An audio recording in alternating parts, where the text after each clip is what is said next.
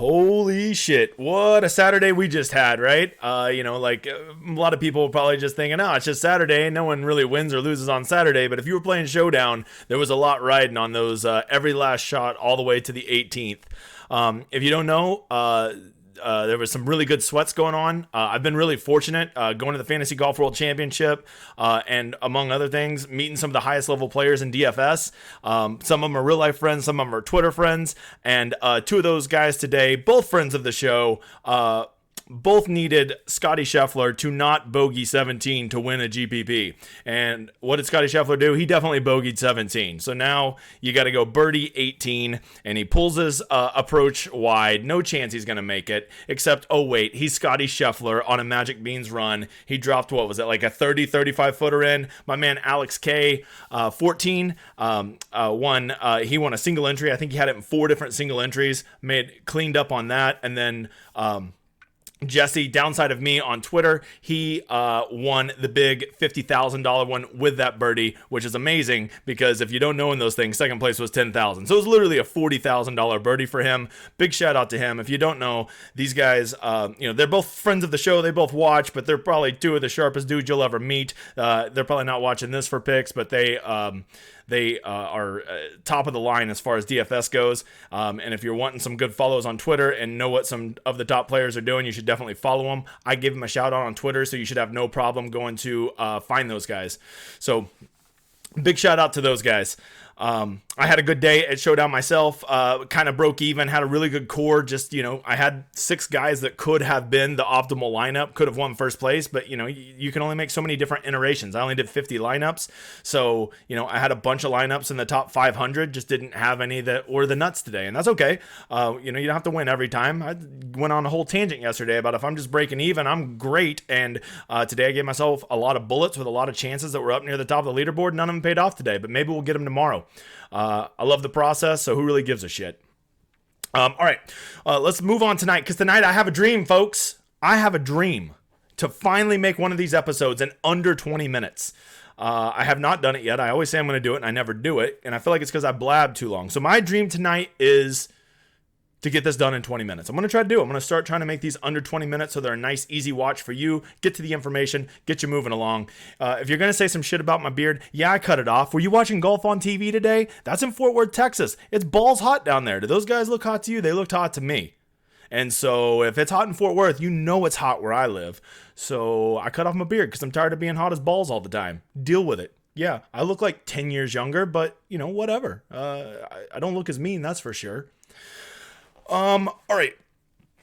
What I want you to do, because I'm trying to grow this YouTube channel, we're up over 400. It's very exciting.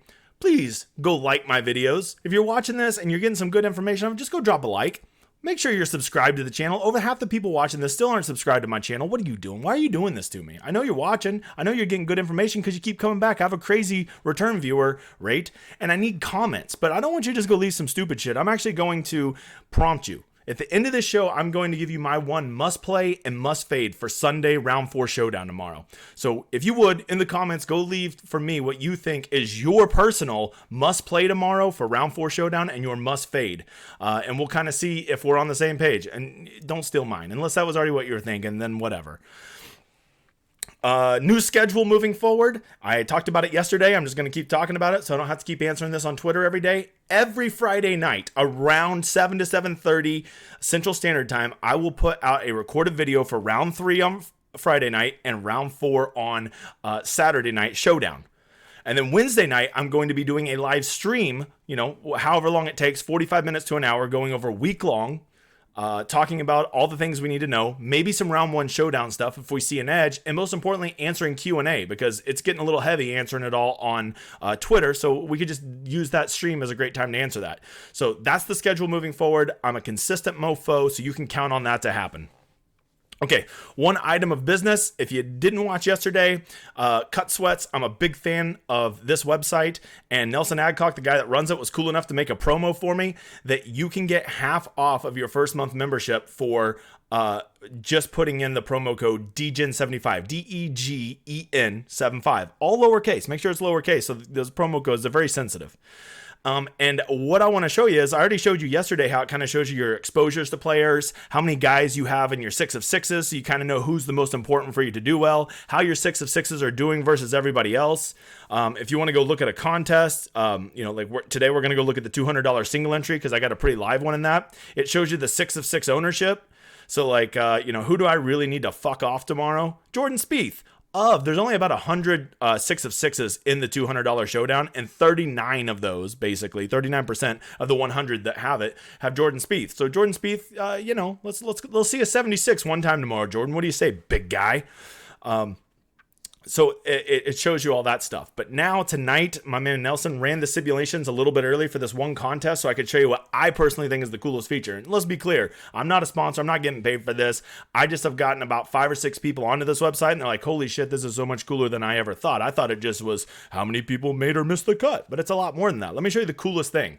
You go over here to, I already clicked on my tournament. You can see right there, it's the 250K driver, 50K to first. It's the $200 single entry. You go to simulated results, and has put this in 10,000 times based on what golfers everybody has in their lineups and how they could perform tomorrow. And this projects out the chances that you will win, that you'll make the top 5, and that you'll cash. Okay. Usually you got to go search for yourself here. I just go put in, sorry, I got fat fingers, modest 75. There I am. So we can just look right there. My lineup, it's a $200 single entry, is worth $4,100 basically. On average, running this tournament out, I will tomorrow expect that $200 lineup to win me $4,100. But here's what's really cool. 3% of the time he ran the simulations, my lineup, which I think is currently, 12th, 15th, something like that, doesn't really matter, it is going to win it. So I have a 1 in 33 chance tomorrow of winning $50,000, which, $50,000 made me roo happy. I just try to get 2 big spikes a year. And trust me, 50K qualifies as a big spike. But even outside of that, I have about a 16% chance at getting a top 5. And I think 5th place pays maybe 10,000, maybe 7,000, something like that. It's good. And as you can see, I'm almost a deadlock to cash. It's a 6 of 6. It has Scotty Scheffler. It's a very good lineup. So that's really cool. So I kind of know how much I have to sweat tomorrow. So to know that this was there's 1,400 people in this tournament. And to start the week, I had a 1 in 1,400 chance because it's a single entry. And now to know I have a 1 in 33 chance of winning it, this is a real sweat. A lot of times we go into Sunday being like, I think I have a sweat, but this will really let you know if you have a chance. Because a lot of times you may think you have a good lineup, but there's somebody ahead of you that has a super similar lineup and they have a much better player in a 1v1 versus you, and you're essentially dead. So this is letting me know that I am very, very live tomorrow. It's very exciting. You can do this he posts them for all of the tournaments that you're in. It takes him a while to run them. So, here we go. It looks like maybe he has these up. It looks like it's up for the 250,000, the big one here. So you go to simulated results. Let's go look up modest again. You can see I have 100 lineups in it. I have one that has a 0.08% chance of winning. So we're not going to hold our breath on that 250K tomorrow. But you can see I have a lot of lineups that have some nice value. So I imagine we're probably going to turn a profit on that 2,000. Not that you play that to turn a profit, but we're not going to win it. We had a very good core, but just not enough top guys up there other than Scheffler. So really cool. Love cut sweats. Give them a look. Let's get going. I got to keep this under 20 minutes. First of all, we got to talk about the narrative. The narrative heading into today was that round 3, you got to play those morning guys. It is going to be so much softer out there. I helped push that narrative. Everybody was saying that narrative. I saw some of the best players in DFS patting themselves on the back about the early stack. And come to find out, it was actually dead even. It was dead even. Now, if you were watching, surely you noticed that those greens were getting a little more baked out in the afternoon and the balls were hitting a little bit harder like we suspected, but you also kind of had, guys that were playing better this week. So it wasn't enough to offset that. So that's something really important to consider because tomorrow's weather is almost the exact same as it was today. So if we're going to see that the afternoon tomorrow is playing in the exact same conditions as the morning tomorrow, well then I don't really think it's smart to go stack the early guys tomorrow because tomorrow you do need to kind of consider if they can get you some finishing points, get up in the top 10, get that bonus 5, 6, 7, 8 points, while at the same time going ham and making you 7 birdies. So with that said, here's the weather for tomorrow. I mean, it is eerily similar to what happened today. It's lighter in the morning. The continual gusts are lighter in the morning. The continual wind is lighter in the morning, but the gusts seem to be the very strongest in the morning, and then they're pretty steady throughout the day. Maybe by the end of the day, it might get a little hairy, but who's still on the course at 5 o'clock? Maybe 10 guys. So I don't really know if you should be planning that in there. If I were going to use weather, I'm not sure I'm going to go that direction, but I'm trying to coach you on how to do it. If I were going to play weather tomorrow, I would play a whole bunch of guys from earlier in case those winds don't pick up or there is a wave advantage, or I'd play a whole bunch of guys that kind of go off at like 1 or 2 o'clock, later guys. That's a wave stack, right? You can do that just based on when they go off. Something to consider, because if you play 3 guys from the morning and 3 guys from the afternoon and one plays really tough and the other one plays a lot easier, you really have no chance, because 3 of your guys are going to be at such a disadvantage versus somebody else who played a 6 of 6 with all of that wave stack. So not telling you to play a wave stack, but I'm saying if you do, consider going all morning guys or all afternoonish guys. Although based on today, like I just showed you, it played dead even. I mean to the stroke, dead even between morning and afternoon. Willy Weather seems to say the same thing. We looked at this yesterday, but it's only measuring constant winds. We're got another hot day tomorrow, gusty and windy in the afternoon, but it said all this yesterday too, and we got a pretty good example of how the course is going to play out. Something to consider. All right, let's get going. I'm really pushing my time already. I got my guys starred here I want to talk about. Once again, if you're new to the channel, don't think that just because I have these guys starred, this is who I'm playing. These are guys I just wanted to highlight to talk about because they're significant to talk about for you and for winning a GPP tomorrow. And obviously the first question is going to be to Scheffler or not to Scheffler. Okay, let's be honest. Scotty Scheffler played like shit today, and he still shot a 68. I think he shot a 68, 3 birdies and a bogey, I believe. I can answer it for you real quick. Am I playing Scotty Scheffler? No. Why? Well, first of all, he is going to be the highest owned guy by a country mile. He's already in the lead. He's the best golfer in the world. He played like shit today, and he still scored. And, he's amazing. So why would I not play him? He's going to be 50% owned. Let's not forget that part, right? So I'm not going to play him because he's going to be 50% owned. And generally, whenever I say don't play the guy in first place, that's a stone cold rule. Never play the guy in first. But if you're ever going to do it, if you're ever going to play the guy that's in first, only do it when it's a world-class talent. A Scheffler, a John Rahm, somebody like that. Somebody who has that killer instinct and doesn't mind going and running off and beating the field by 7 strokes. And Scotty Scheffler is that kind of dude. He could go out tomorrow and shoot a 64 and just blitz this field. Would not surprise me. So am I telling you to fade Scotty Scheffler? No. But you got to remember, I have Scotty Scheffler in all of my week-long lineups. So it's a great hedge for me, right? If he goes and smashes it tomorrow, it's just going to help out all my week-longs, which you saw have some real chance to win some money tomorrow. And if he shits the bed, well, then 50% of all of the Showdown lineups will be dead, and I'm basically just playing half the field for $100,000 tomorrow, because they definitely juiced up the main contest tomorrow if you didn't see. So for me, I'm not Scotty Schefflering tomorrow, but that doesn't mean you shouldn't. You just need to answer that question. Do I want to play a 50% owned guy? And if you do, I think that you have to play him basically in every lineup, because I play the times 2 rule. And if I think he's going to be 50%, you need to have 100% of him just to have the proper leverage. I'm aggressive AF. Maybe that's not your style. I'm just telling you what I would do. The rest of these guys here, I kind of have targeted to talk about for a hodgepodge of reasons. So let's just start going down the list. I'm just going to sort it by salary. Remember, whenever you're going to look at this, you want to know who's going to be popular tomorrow? All these guys that are T9 or higher, because people are going to see when they go to click their lineups that, ooh, this guy's already T9. He starts with X amount of points. But you got to remember, those are fake points. They're not real. Don't give those too much weight. The only thing you really want to consider with positioning plays tomorrow is, do I want to play a guy like Aaron Rye who is, 5 over? Even if he shoots great tomorrow, he has no chance of getting you any bonus points. Now, he could go shoot a 62 and those placement points won't really matter because, the difference between, 25th place and 5th place is literally 1 birdie. So maybe you're just thinking Aaron Rye will make 7 or 8 birdies tomorrow and it won't matter. To me, that's a little out there, especially based on how he played today, but that's just an example of what I'm talking about. Playing these guys down here, no one's going to be on them, so you have to consider that. But at the same time, you also have to know they have very little chance of getting those bonus points, and those extra 5 points can make all the difference. I mean, all Scotty Scheffler had to do was just go par on 17, 18 today and get that bogey-free round, and then my guy Alex and Jesse didn't need that birdie on 18. They would have just been fine with the 5 bonus points for a bogey-free round, and they would have still easily won. But because he bogeyed 17 with a disgusting 3-putt, they needed that. So those bonus points do matter. All right, guys we want to talk about. Jordan Spieth. I mean, I'm going to play Jordan Spieth tomorrow. I told you every show I'm going to start doing the one guy I'm definitely going to play and one guy I'm definitely not going to play. And my one guy I'm definitely going to play is Jordan Spieth tomorrow. Why? Because I'm a mush. If you don't know what a mush is, look it up. But I want to mush the shit out of Jordan Spieth because if he kills it tomorrow, my week long is dead, and I want all the Jordan Spieth in my showdowns tomorrow so I can hopefully mush him. And honestly, he kind of just seemed like he was primed for a big round. Like, you know, he started to really heat up there at the end. He makes a lot of sense. That's my one guy that I am definitely playing. I'm going to start giving you one guy I'm definitely playing, one guy I'm definitely not playing. Other than that, it's all on you. Someone you definitely got to consider is Mr. Viktor Hovland.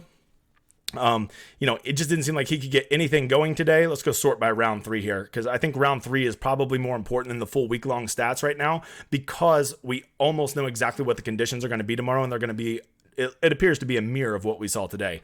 So I kind of want to see those guys.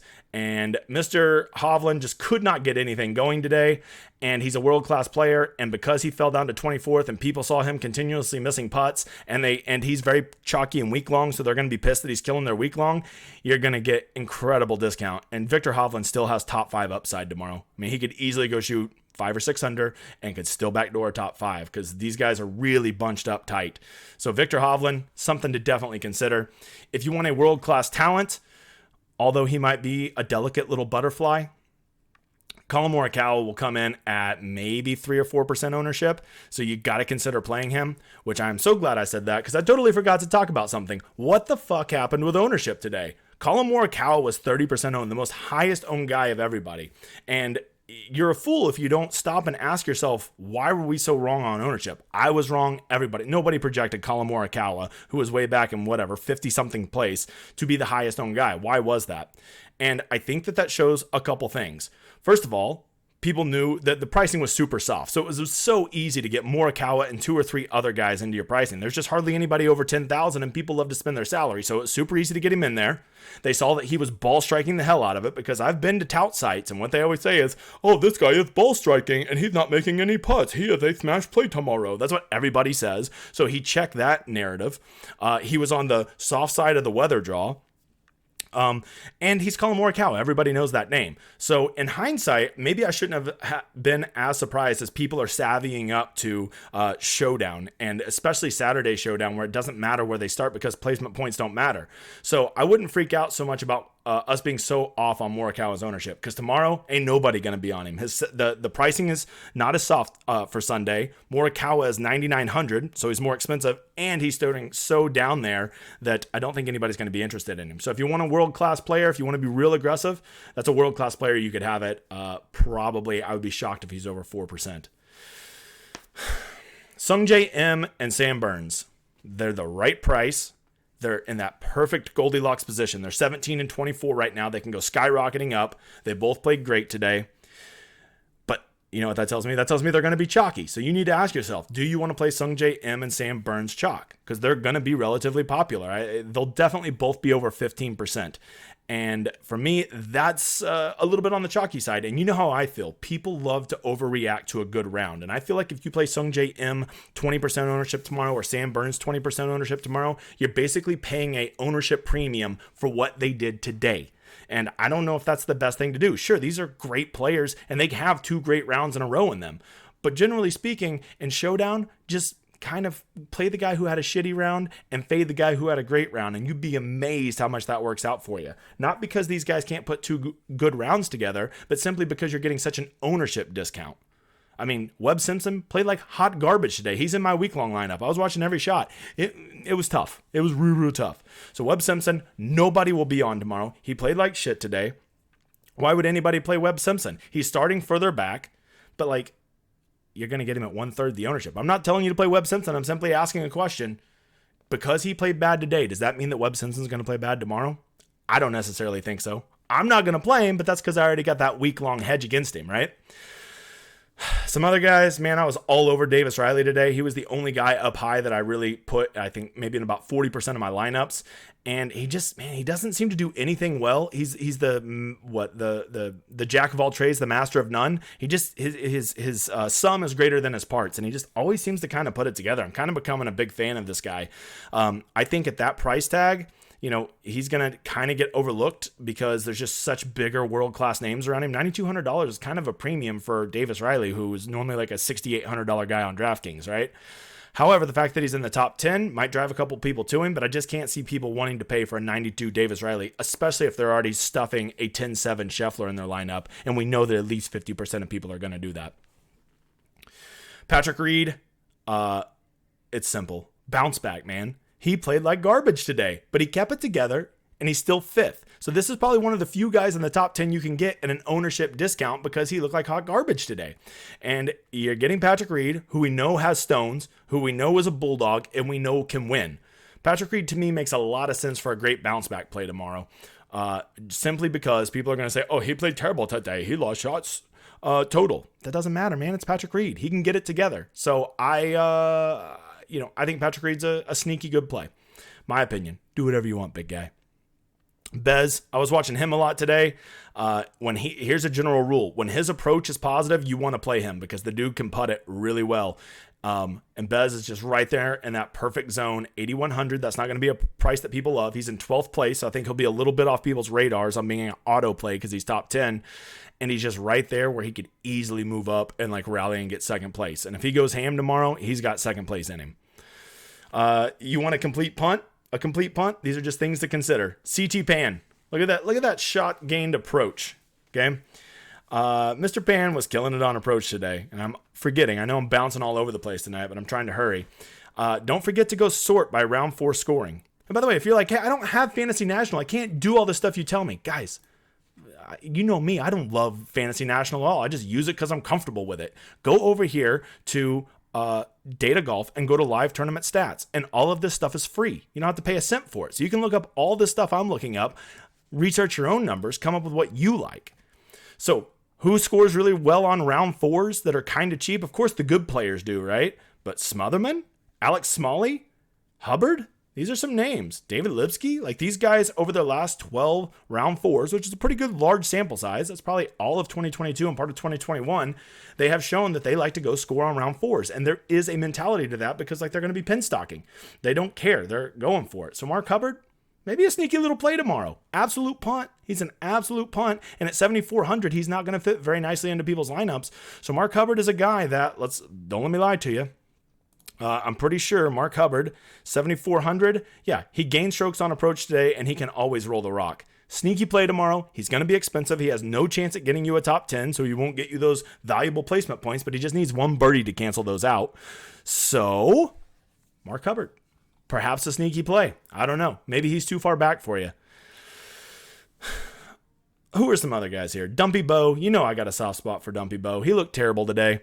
Mr. Bo Hostler. But, man, I'm telling you, I love the bounce back. Him and Scott Stallings, neither of them played good today, but they kept it just enough together that, like, would we be shocked if they came back and won this tournament or got second tomorrow? Everybody saw them in the final group today. When you have non-superstar players in the final group on a Saturday or Sunday, they choke. It's just natural. That's like a human instinct is to choke under pressure, and they did. But tomorrow they're not going to be in the final group. They're probably not even going to be, Stallings still might be. I haven't looked at the pairings yet. But they're not probably going to be in the final group. They're great bounce back candidates. All right. I want to go search all rounds because I want to kind of teach you how to search through some bullshit on these numbers.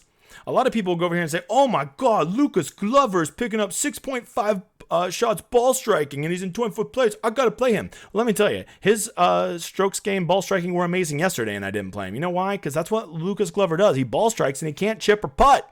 So, like, why be surprised when you play him tomorrow? I'm telling you that $7,600 Lucas Glover, not a particularly great play. Not a particularly great play. Even though his stats would make him seem like he is. You could still play him. I mean, as soon as I say that, he'll just go spite my ass and go shoot amazing tomorrow.